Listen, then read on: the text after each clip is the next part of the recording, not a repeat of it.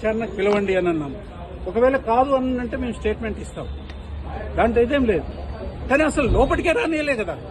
Advocate ఉంటే రానియమని అన్నది ఇదేందండి? Advocate ఏమన్నా? అడ్వకేట్ అని అంటే ఆఫీసర్ ఆఫ్ ద కోర్ట్.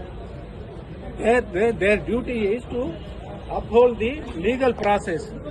ఇట్లాంటి అడ్వకేట్లను కూడా పోలీస్ స్టేషన్లకు రానియమని అంటే అక్యూజ్డ్ తో పోలీస్ స్టేషన్కి అడ్వకేట్ రాకపోతే ఎవరు వస్తారండి?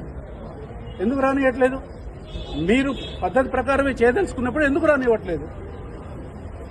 దేనికోసం ఇవాళ మీరు ఆఫీసర్లను బయటకు పంపించి మీరు మా పిటిషన్ తీసుకోవాల్సి వచ్చింది?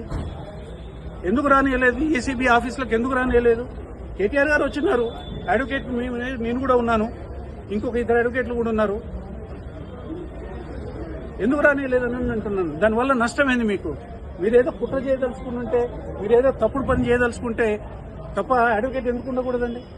అడ్వకేట్ ఉంటాడు, సైలెంట్ గా కూర్చొని ఉంటాడు. ఏదైనా అవసరం ఉన్నప్పుడు, లీగల్ గా ఏదైనా అవసరం ఉన్నప్పుడు సహకరిస్తాడు. తర్వాత ఏదైనా జరగకూడదని జరిగినప్పుడు లీగల్ గా అబ్జెక్షన్ రేజ్ చేస్తాడు.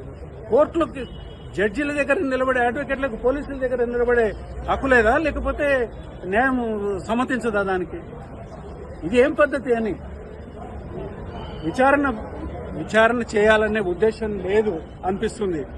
ఎందుకంటే అందులో కేసు లేదు కాబట్టి ఏదో ఒక అనవసరమైన కారణాలు, ఆధారాలు లేని కారణాలు తీసుకొని ఇవాళ కాకుండా చేయడం అనేది ఇవాళ ఏసీబీ వాళ్ళే చేస్తున్నారు, గవర్నమెంట్ చేస్తుంది. నాకు తెలిసి ఏసీబీ వాళ్ళకి ఏమైనా దీంట్లో స్వేచ్ఛ ఉన్నదో లేదో నాకు తెలియదు. ఎందుకంటే ఒకటే ఫోన్లు మాట్లాడుతూ ఉన్నారు, అక్కడ ఆపేసేసి ఫోన్లు మాట్లాడుతున్నారు. ఎవరితో మాట్లాడుతున్నారు ఫోన్లు? అవసరమేముంది? అరే ఒక మాజీ మంత్రి, తర్వాత ఇవాళ ఎమ్మెల్యే చట్టసభలలో చట్టాలు చేసే అతను, తన మీద నోటీస్ ఉన్నది.